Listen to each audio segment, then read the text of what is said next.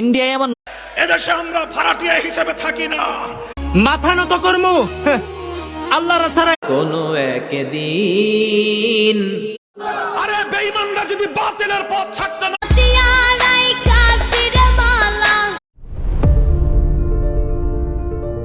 আজকে আমার রবের নামটা 15 জনকে শেয়ার করবে।